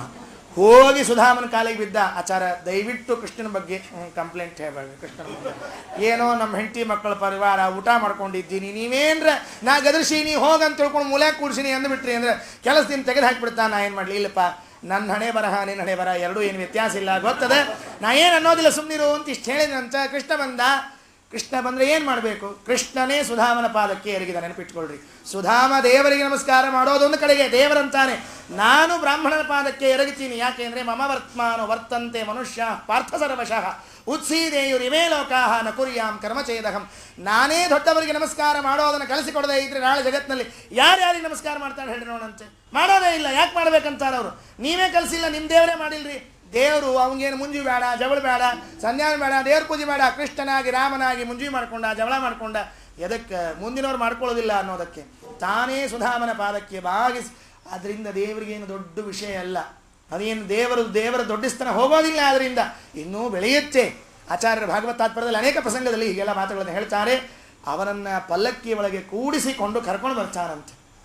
ಎಲ್ಲಿ ಕರ್ಕೊಂಡು ಬಂದ, ತನ್ನ ಮನೆಗೆ ಕರೆದುಕೊಂಡು ಬಂದ. ತಾನು ಯಾವ ಆಸನದ ಮೇಲೆ ಕೊಡಬೇಕಾಗಿತ್ತಲ್ಲ ಆ ಆಸನದ ಮೇಲೆ ಕುಡಿಸ್ತಾನಂತೆ. ಪ್ರಿಯಾಪರ್ಯಂಕ ಆಶ್ರಿತ ಪ್ರೀತೋ ಅಮುಂಚ ದಪ್ಪಿಂದು ನೇತ್ರಾಭ್ಯಾಂ ಪುಷ್ಕರಕ್ಷಣ. ಕಣ್ಣೀರು ಹಾಕಿದ್ನಂತೆ ಕೃಷ್ಣ. ಅಯ್ಯೋ ಸುಧಾಮ, ಎಷ್ಟು ದಿವಸ ಆಯಿತು ನೀನು ನೋಡಿ, ಎಲ್ಲಿ ಹೋಗಿದ್ದೋ, ಮತ್ತೆ ಹೋಗ್ಬಿಟ್ಟಿದ್ದ ಇಷ್ಟು ದಿವಸ, ಇವತ್ತು ನೆನಪು ಬಂತ ನಿನಗೆ ಅಂದ. ಅಂದು ಮುಂದೆ ಏನು ಮಾಡಿದ ದೇವರು ಹೇಳ್ತಾನೆ, ಉಪಹೃತ್ಯ ಅವನಿಜ್ಜಾಸ್ಯ ಪಾದೋ ಪಾದಾವನೇ ಜನಿ. ಕೂಡಿಸ್ತಾನಂತೆ. ಕೂಡಿಸಿ ದೇವರು ಸುಧಾಮನ ಪಾದವನ್ನು ತೊಳೆದಂತೆ. ಅಸ್ಮಿನ್ ರಾಷ್ಟ್ರೇ ಶ್ರಿಯಮಾವೇಶಯಾಮ್ಯತೋ ದೇವಿ ಪ್ರತಿಪಶ್ಯಾಮ್ಯಾಪಹ ದಕ್ಷಿಣಂ ಪಾದ ಭುವನೇಸ್ಮಿನ್ ರಾಷ್ಟ್ರ ಇಂದ್ರಿಯಂ ವರ್ಧಯಾಮಿ. ದೇವರು ಅವರ ಪಾದವನ್ನು ತೊಳೆದಿದ್ದಾನೆ. ರಾಜಸೂಯಾಗದಲ್ಲಿ ಮಾಡಿದ್ದು ಅದನ್ನೇ. ಹೊರಗೆ ನಿಂತ್ಕೊಂಡ ಗೇಟ್ ಹತ್ರ ಬಂದ ಬ್ರಾಹ್ಮಣರಿಗೆಲ್ಲ ಪಾದವನ್ನು ತೊಳಿತಾನೆ. ಇಲ್ಲಿ ಪಾದವನ್ನು ತೊಳೆದಿದ್ದಾನೆ, ತಲೆ ಮೇಲೆ ಹಾಕ್ಕೊಂಡಿದ್ದಾನಂತೆ. ಅಗ್ರಹೀತ್ ಶಿರಸಾ ರಾಜನ್ ಭಗವಾನ್ ಲೋಕಭಾವನಃ ಅಲಿಂಪ ದಿವ್ಯಗಂಧೇನ ಚಂದನಾಗರು ಕುಂಕುಮೈಹಿ. ದೇವರು ಅವನ ಮೈಗೆಲ್ಲ ಗಂಧ ಹಚ್ಚಿದ್ನಂತೆ. ಏನು ಭಾಗ್ಯ, ಏನು ಭಾಗ್ಯ, ಮನೆಗೆ ಬ್ರಾಹ್ಮಣ ಬಂದಿದ್ದಾನೆ, ಅತಿಥಿ ದೇವೋ ಭವ. ಗಂಧ ಎಲ್ಲ ಹಚ್ಚಿದ, ಕೂಡಿಸಿದ, ತನ್ನ ಆಸನದ ಮೇಲೆ ಕೂಡಿಸಿ ತಾನೂ ಪಕ್ಕದಲ್ಲಿ ಕೂತ್ಕೊಂಡಂತೆ. ಯೋಗ್ಯತೆಯ ಸುಧಾಮಂದು ಕೃಷ್ಣನ ಬಾಜು ಕೂಡುವಂತಹ ಯೋಗ್ಯತೆಯ ಕೃಷ್ಣ ಮನಸ್ಸು ಮಾಡಿದರೆ ಎಂಥವರನ್ನೂ ಯೋಗ್ಯತೆ ಕೊಟ್ಟು ಮೇಲ್ ಕರೆಸ್ಕೋತಾನಂತೆ. ಅದಕ್ಕೆ ಹೇಳಿದರು ದೇವರು ಅದು ಕಿಮಲಭ್ಯಂ ಪ್ರಸನ್ನೆ ಶ್ರೀನಿಕೇತನ್. ದೇವರು ಸಂತೋಷಪಟ್ಟ ಅಂದರೆ ಏನು ಅಲಭ್ಯ ಹೇಳಿ ನೋಡಂತೆ. ಏನು ಅಲಭ್ಯ, ಕೂಡಿಸಿಬಿಟ್ಟ. ಆಯ್ತು ಮಾತಾಡಿದ. ಏನು ರುಕ್ಮಿಣಿ ಇವತ್ತಿನ ದಿವಸ ಹೋಳಿಗೆ ಮಾಡಿಬಿಡುವ ಅಂದ. ಹೋಳಿಗೆ ನಾವು ಎಲ್ಲಿಂದ ಹೋಳಿಗೆಪ್ಪ, ಇದಕ್ಕಿದ್ದಂಗೆ ಹೋಳಿಗೆ ಅಂದರೆ ಕಡಲೆಬೇಳೆ ಬೆಲ್ಲ ತರೋರು ಯಾರು, ಅದೇ ಎದಕ್ರಿ ಅಂತ ಕೇಳಿದ್ಲು. ಏನಿಲ್ಲ ಇವತ್ತು ಹಬ್ಬ ಅಂದರು. ಇವತ್ತು ಯಾವ ಹಬ್ಬರಿ, ಇವೆಲ್ಲ ದೀಪಾವಳಿ ಅಲ್ಲ, ನಿಮ್ಮ ಹ್ಯಾಪಿ ಬರ್ತ್ಡೇ ಅಲ್ಲ, ನಮ್ಮ ಹ್ಯಾಪಿ ಬರ್ತ್ಡೇ ಅಲ್ಲ, 14,000 ಮಂದಿ ಹ್ಯಾಪಿ ಬರ್ತ್ಡೇ ಅಲ್ಲ, ನಮ್ಮ ಮಕ್ಕಳ ಹ್ಯಾಪಿ ಬರ್ತ್ಡೇ ಅಲ್ಲ, ಇನ್ಯಾವ ಹಬ್ಬ, ಶಿಷ್ಟಾಗಮನೆ ಅಂತ. ದೊಡ್ಡವರು ಜ್ಞಾನಿಗಳು ಬಂದರೆ ಅಂದರೆ ಅವತ್ತಿನಕ್ಕಿಂತ ದೊಡ್ಡ ಹಬ್ಬ ಇಲ್ಲ, ಮಾಡು ಒಳ್ಳೆಯ ಶುಭಾಕ್ಷಗಳನ್ನೆಲ್ಲವನ್ನು ಮಾಡು ಅಂತ ಹೇಳಿದಾಗ ಒಳಗಡೆಗೆ ರುಕ್ಮಿಣಿ ದೇವಿ ಮಾಡ್ತಾ ಇದ್ದಾಳೆ. ಸೇವಕರಿಗೆ ಬಿಸಿನೀರು ಕಾಸ್ಲಿಕ್ಕೆ ಹೇಳಿಸಿದಂತೆ ದೇವರು. ಸುಧಾಮ ಭಾಳ ದೂರದಿಂದ ನಡ್ಕೊಂಡು ಬಂದಾನ, ಸ್ನಾನ ಮಾಡಲಿ ಅಂತ ತಿಳ್ಕೊಂಡು ಹೇಳಿ, ಆಯಿತು ಅಂತ ತಿಳ್ಕೊಂಡು ಹೇಳಿ ಸ್ನಾನ ಮಾಡಿದಂತೆ. ಪಾಪ ಈ ಬ್ರಾಹ್ಮಣ ನೋಡ್ರಿ, ಅವನಿಗೆ ಸಂಕೋಚ, ಉಟ್ಕೊಂಡು ಹರಕ್ಕೆ ಧೋತ್ರ, ಹರಕ್ಕೆ ಪಂಜ, ಇನ್ನೇನು ಮಾಡಬೇಕು ಎಲ್ಲ ಎತ್ತಿಟ್ಟ. ಕೃಷ್ಣನ ಮನೆಯ ವಸ್ತ್ರಗಳನ್ನು ಉಟ್ಕೊಂಡ ಸ್ನಾನಕ್ಕೆ ಹೋಗಿದ್ದಾನಂತೆ. ಸೇವಕರು ಎಣ್ಣೆ ಹಚ್ಚಿ ತಿಕ್ಕಿ ಹಾಕಿದ್ರಂತೆ. ಹೆಂಗಿರ್ಬೇಕು ಪಾಪ ಈ ಬ್ರಾಹ್ಮಣ. ವರ್ಷಕ್ಕೊಮ್ಮೆ ಎಣ್ಣೆ ಕಂಡ್ರೆ ಸಾಕಾಗಿತ್ರಿ. ದಿವಸ ಹೋಗೋದು, ಬಾವಿ ಮೇಲೆ ನಿಂತ್ಕೊಳ್ಳೋದು, ಹಿಂಗೆ ಸುರ್ಕೊಳ್ಳೋದು, ಎದ್ದು ಬರೋದು, ಅಲ್ಲಿ ಇವನು ಎಣ್ಣೆ ಯಾರು ಕೊಡ್ಬೇಕು. ಅಂಥದ್ದು ಕೃಷ್ಣನ ಮನೆಯಲ್ಲಿ ಅಭ್ಯಂಗವನ್ನು ಸ್ನಾನ ಮಾಡಿಸಿದ್ರೆ ಬ್ರಹ್ಮವೈವರ್ತ ಪುರಾಣ ಹೇಳುತ್ತೆ, ಮನೆಗೆ ಬಂದ ಬ್ರಾಹ್ಮಣನಿಗೆ ಕಾಲಿಗೆ ಎಣ್ಣೆ ಹಚ್ಚಿ ಬಿಸಿನೀರು ಹಾಕಿ ಅಥವಾ ಆ ಕಾಲಕ್ಕೆ ಉಚಿತವಾದ ನೀರನ್ನು ಹಾಕಿದರೆ ಗಂಗಾ ಸ್ನಾನ ಮಾಡಿದ ಪುಣ್ಯ ಬರ್ತದಂತೆ. ನೆನಪಿಟ್ಕೊಳ್ರಿ. ಇನ್ನೇನು ಮಾಡೋದು ಬೇಡ ನೀವು. ಮನೆಗೆ ಬಂದ ಬ್ರಾಹ್ಮಣನ ಪಾದಕ್ಕೆ ಅಭ್ಯಂಗ ಮಾಡಿಸಿ ನೀರು ಹಾಕಿದರೆ ಗಂಗಾದಲ್ಲಿ ಮುಳುಗಿ ಬಂದಷ್ಟು ಪುಣ್ಯ ಇದೆ ಅಂತೆ. ಕೃಷ್ಣ ಪೂರ್ಣ ಅಭ್ಯಂಗ ಸ್ನಾನ ಮಾಡಿಸಿದ. ಪಾಪ ಎರ್ಕೊಂಡು ಸುಧಾಮ ಹೊರಗ ಬರ್ಲಿಲ್ರಿ. ಅವ ಯಾಕಂತ ಕೇಳಿದ್ರಿ, ಕೂಸಿ ಎರದ ಮೇಲೆ ಅಲ್ಲೇ ಮಲ್ಕೊಂಡ್ಬಿಟ್ಟಿರ್ತು ನೋಡ್ರಿ. ಬಚ್ಚಲ್ದಾಗ ಉಳಿಬಿಟ್ರಿ ಯೂಸ್ ಅಂತ ತಿಳ್ಕೊಂಡು ಲಿಫ್ಟೆಂಟ್ ಕರ್ಕೊಂಡು ಬಂದ್ರು ಅವನ್ನ ಎತ್ಕೊಂಡು ಬಂದು ಹೊರಗೆ ಕೂಡಿಸಿ ಕೂಸಿಗೆ ಅಂಗಿ ಚಡ್ಡಿ ಹಾಕಿ ಪೌಡರ್ ಹಚ್ಚಿದಂಗೆ ಹಚ್ಚಿಬಿಟ್ರಿ. ಅವ್ ಚೆನ್ನಾಗಿ ಹಚ್ಚಿಬಿಟ್ರಿ ಅವ್ರಿಗೆ. ಅವ್ನು ಚಲೋ ವಸ್ತ್ರ ಕೊಟ್ಟರು, ಉಟ್ಕೊಂಡ, ಎಲ್ಲ ಆಯ್ತ್ರಪ್ಪ. ಊಟ ಆದಮೇಲೆ ಅದು ಎಲ್ಲ ವಸ್ತ್ರ ಆಯ್ತೆಲ್ಲ ಆಯಿತು, ಊಟಕ್ಕೆ ಕೂತ್ಕೊಂಡಿದ್ದಾನೆ. ದೇವರು ಬಡಿಸ್ಲಿಕ್ಕೆ ಪ್ರಾರಂಭ ಮಾಡಿದ. ಮುಕ್ತವಾಗಿ ಬಡಿಸ್ತಾನೆ ಸ್ವಾಮಿ. ಶ್ರೀಹರಿ ಕೊಟ್ಟ ಬಡಿಸ್ಲಿಕ್ಕೆ ಶುರು ಮಾಡಿದ ಅಂತಂದರೆ ಯಾರು ಕೇಳಬೇಕು ಹೇಳಿ ನೋಡಂತೆ. ಬಡಿಸ್ತಾ ಇದ್ದಾನೆ. ಒಂದು ತುತ್ತು ತಗೊಂಡ ಸುಧಾಮ. ಇನ್ನೇನು ಬಾಯಲ್ಲಿ ಇಟ್ಕೊಳ್ಬೇಕಷ್ಟೇ. ನೆನಪಾಯಿತು ಹೆಂಡತಿ ಮಕ್ಕಳದ್ದು. ಅಲ್ಲ, ನಾನು ಈಗ ಹೇಳಿ ಬಂದಿದ್ದೆ ನನ್ನ ಹೆಂಡತಿಗೆ, ಹಿಂಗೋಗಿ ಬಂದ್ಬಿಡ್ತೀನಿ, ಏನು ಅನ್ಕೋಬೇಡ ಕೃಷ್ಣ ನನ್ನ ಗೆಳೆಯ, ಏನಾದರೂ ಕೊಡ್ತಾನೆ ತರೋಣ ಅಂತ ತಿಳ್ಕೊಂಡು ಹೇಳಿ ತುತ್ತು ಬಾಯಲ್ಲಿ ಹಾಕೋಬೇಕು, ಗಂಟ್ಲು ಕಿಳಿಬೇಕಲ್ಲ, ಬರ್ತಾ ಇಲ್ಲ ಅವನು. ಏನು ಮಾಡಿದ? ಹೌರ್ಕ ಮಾತು ತೆಗೆದ. ಕೃಷ್ಣ ಬಡತನ ಅನ್ನೋದು ಒಂದ. ಕೃಷ್ಣನಿಗೆ ಗೊತ್ತಾಯಿತು, ಹಾಳಾಗ ಊಟಕ್ಕೆ ಕೂತ ಸುಮ್ಮ ಊಟ ಮಾಡಬಾರ್ದ ಈ ಪ್ರಾಣಿ, ಸುಳ್ಳ ಬಡತನ ಅನ್ಕೋತದ, ನಾ ಏನು ಕೊಡ್ಬೇಕೆಲ್ಲ ಕೊಡ್ತೀನಿ. ನೋಡಪ್ಪ ಸುಧಾಮ, ಊಟಕ್ಕೆ ಕೂತಾಗಿ ಬಡವ್ರ ಬಗ್ಗೆ ಮಾತ್ರ ಮಾತಾಡ್ಬೇಡಪ್ಪ, ನಂಗೆ ಅವ್ರು ಕೇಳಲಿಕ್ಕೆ ಆಗಿಲ್ಲ ಅಂದ್ಬಿಟ್ಟ. ಮುಂದೆ ಮಾತಾಡೋ ಹಂಗೆ ಇಲ್ರಿ, ಊಟಕ್ಕೆ ಕೂತಾಗಿ ಬಡವ್ರ ಬಗ್ಗೆ ಮಾತಾಡ್ಬೇಡಂದ್ರೆ ಏನು ಮಾತಾಡ್ತಾನೆ? ಹಂಗೂ ಹಿಂಗೂ ಮಾಡಿಕೊಂಡು ಪಾಪ ಗಂಟಲದಲ್ಲಿ ತುರುಕಿಕೊಂಡ ದುಃಖದಿಂದ ನನಗೆ ಒದ್ದಾಡ್ತಾ ಇದ್ದಾನೆ. ಮನೆಯಲ್ಲಿ ನನಗೋಸ್ಕರ ನನ್ನ ಮಕ್ಕಳು, ನನ್ನ ಹೆಂಡತಿ ಕಾಯ್ತಾ ಇದ್ದಾರೆ, ಅವರನ್ನು ಬಿಟ್ಟು ನಾನಿಲ್ಲಿ ಭಕ್ಷ್ಯಭೋಜ್ಯಗಳನ್ನು ತಿಂತಾ ಇದ್ದೀನಿ. ಆದದ್ದಾಯಿತು ಅಂದ. ಊಟ ಆಯಿತು, ಕೂತ್ಕೊಂಡ. ಕೃಷ್ಣ ಹಂತಿ ಹೊಡಿತಾ ಇದ್ದಾನೆ. ಮಾತಾಡ್ತಾ ಎಲ್ಲ ಮಾತಾಡಿದಂತೆ. ಅದು ಇದು ಎಲ್ಲ ಮುಗೀತು. ಕೊನೆಗೆ ಕೇಳಿದಂತೆ, ಅಲ್ಲ ಸುಧಾಮ, ಮದುವೆ ಮಾಡ್ಕೊಂಡಿಯೋ ಏನು ಹಂಗ ಬ್ರಹ್ಮಚಾರಿ ಆಗಿದ್ದೀಯೋ ಅಂತ ಕೇಳಿದ್ನಂತೆ. ಯಾವಾಗ್ರಿ ಎಲ್ಲ ಮುಗಿದ ಮೇಲೆ ಕೇಳೋದು ಹಣೆ ಬರಹ? ಇಲ್ಲಪ್ಪ ಮದುವೆ ಆಗ್ಯದ, ಮಕ್ಕಳಿದ್ದಾರೆ. ಹೌದು, ಮತ್ತು ಮದುವೆ ಆಗ್ಯದಂತೆ, ಅತಿಗೆ ನನಗೇನು ಕೊಟ್ಟು ಕಳಿಸಾಳು ಅಂತ ಕೇಳಿದಂತ. ಇಲ್ಲಿಗೆ ಬಂದರಿ ಅವ ಬರಬೇಕಾಗಿದ್ದು, ಅಲ್ಲಿ ಬರಬೇಕಾಗಿತ್ತು. ನನ್ನ ಅತಿಗೆ ಏನು ಕೊಟ್ಟು ಕಳಿಸಾಳು ನನಗೆ ಅಂತ ಕೇಳಿದ. ಏನು ಹೇಳ್ಬಿಡು, ನಿನಗೇನು ಕೊಟ್ಟು ಕಳಿಸ್ತಾರೆ, ನೀನು ಕೊಡೋ ನಮಗೇನದ ಅಂತ ಪಾಪ ಗಂಟು ಇನ್ನೂ ತೊಡಿ ಬುಡುದು ಸರಿಸ್ಕೊಂಡರು. ದೇವರಂತಾನೆ, ಅಲ್ಲೋ ವಿಶ್ವತಶ್ಚಕ್ಷುರುತ ವಿಶ್ವತೋ ಮುಖ, ನೀ ತೊಡಿ ಬುಡುಕಿಟ್ಕೊಂಡೆ ಮತ್ತಲ್ಲಿ ಇಟ್ಕೊಂಡೆ ಕಾಣಿಸಂಗಿಲ್ಲ ನನಗೆ ಅಂತ ಹೇಳಿ, ಕಿಂ ಉಪಾಯನ ಮಾನೀತಂ ಬ್ರಹ್ಮನ್ಮೇ ಭವತಾ ಗೃಹಾತ್ ಅಲ್ಪಮಪ್ಯಾಹೃತಂ ಭಕ್ತೈ ಪ್ರೇಮ್ನಾ ಭೂರ್ಯೇವ ಮೇ ಭವೇತ್. ತಾಯಿಲಿ ಅಂತ ತಿಳ್ಕೊಂಡು ಹೇಳಿ ಕಸಗೊಂಡಂತೆ ಭಗವಂತ ಆ ಗಂಟನ್ನು ಬಿಚ್ಚುತ್ತಾ ಇದ್ದಾನೆ. ಬಿಚ್ಚಿದರೆ ಯಾರ ಮನೆಯ ಅವಲಕ್ಕಿಯೋ, ಅವರು ಯಾವ ತಿಂಗಳ ಕೊನೆಗೆ ತಂದ ಅವಲಕ್ಕಿಯೋ, ಅವು ತಗಡಿನ ಡಬ್ಬಿಯನ್ನು ಜಾಡಿಸಿಕೊಟ್ಟ ಅವಲಕ್ಕಿಯೋ ಗೊತ್ತಿಲ್ಲ. ನಮ್ಮಲ್ಲೆಲ್ಲ ಹಿಂದಕ್ಕೆ ಅವಲಕ್ಕಿ ತಗಡಿನ ಡಬ್ಬ ಇಡ್ತಿದ್ರಿ ಅವರು. ಅವು ಢಬ ಜಾಡಿಸಿ ಕೊನೆಯೆಲ್ಲ ಎತ್ತಿ ಕೊಟ್ಟದ್ದು, ಮುಗ್ದು ವಾಸನೆ ಬಂದು ಹೋಗಿದ್ವು. ಅಂತಹ ಅವಲಕ್ಕಿಯನ್ನು ಕೈಯಲ್ಲಿ ಹಾಕ್ಕೊಂಡ ಭಗವಂತ ಒಂದು ಬಾಯಲ್ಲಿ ಹಾಕ್ಕೊಂಡಂತೆ. ಏನು ರುಚಿ ಅದು ಸುಧಾಮ, ಇಲ್ಲಿವರೆಗೆ ನನ್ನ ಹೆಂಡತಿ ಇಂಥ ಅವಲಕ್ಕಿಯನ್ನೇ ಹಚ್ಚಿಕೊಟ್ಟಿಲ್ಲ ಅಂತ ಹೇಳಿದ. ಇಂಥ ಅವಲಕ್ಕಿ ಹಚ್ಚಿಕೊಡ್ಲಿಕ್ಕೆ ಅದೇನು ಧಾಡ, ಇಂಥ ಅವಲಕ್ಕಿ ಯಾಕೆ ಹಚ್ಕೊಳ್ತಾ ಇದ್ದಾಳೆ? ತದಹಂ ಭಕ್ತಿ ಪಹೃತಂ ಅಶ್ನಾಮಿ ಪ್ರಯತಾತ್ಮಭಿ. ಯಾರು ಭಕ್ತಿಯಿಂದ ನನಗೇನು ತಂದು ಕೊಡ್ತಾರೆ ಅದನ್ನಷ್ಟೇ ಪ್ರೀತಿಯಿಂದ ಸ್ವೀಕಾರ ಮಾಡ್ತೀನಿ ಅಂತ ಭಗವಂತ ಹೇಳಿದವನು. ಒಂದು ಮುಷ್ಟಿ ತಿಂದ. ಏಕಮುಷ್ಟಿಂ ಸಕೃತ್ ಜಗ್ದ್ವಾ ದ್ವಿತೀಯಂ ಜಗ್ದುಮಾಧದೆ. ಎರಡನೇದು ಕೈಯಲ್ಲಿ ಎತ್ಕೊಂಡ. ರುಕ್ಮಿಣಿ ದೇವಿ ಹಿಂದೆ ನಿಂತ್ಕೊಂಡಿದ್ಲು, ಗೊತ್ತಾಯ್ತು ಅವಳಿಗೆ. ನಮ್ಮ ಮನೆಯವರು ಎರಡನೇ ಮುಷ್ಟಿ ಕೈ ಹಾಕ್ಯಾರ, ನಮ್ಮ ಮನೆಯವ್ರಿಗೆ ತಡೆಯಂಗಿಲ್ಲ ಅವಲಕ್ಕಿ. ಕೈ ಹಿಡಿದ್ಲು. ಸ್ವಾಮಿ ಸ್ವಯಂ ಜಹಾರ ಕಿಮಿದಂ ಪೃಥಕ ತಂಡೂಲ. ತರಿ. ಯಾಕೆ ರುಕ್ಮಿಣಿ ಏನಾಯ್ತು? ಇಲ್ಲ, ನಿಮಗೆ ಡಾಕ್ಟ್ರು ಮೊನ್ನೆ ಹೇಳ್ಯಾರ ಅವಲಕ್ಕಿ ಭಾಳ ತಗೋಬಾರ್ದು ಅಂತ. ಅಲ್ಲಿ ಡಾಕ್ಟ್ರು ಯಾಕೆ ಹೇಳಿದ್ರು ಇವ್ರಿಗೆ ಅವಲಕ್ಕಿ ತಗೋಬಾರ್ದು ಅಂತ ಹೇಳ್ಕೊಂಡು? ಕೆಲವ್ರು ಇರ್ತಾರೆ ರೀ, ಪಾಪ ಆಚಾರ ಬಂದರು ಅಂತ ತಿಳ್ಕೊಂಡು ಆಚಾರ ಜೊತೆ ಹುರುಪ್ನಾಗ ಅವಲಕ್ಕಿ ತಿಂದು ಹಾಕ್ತಾರೆ.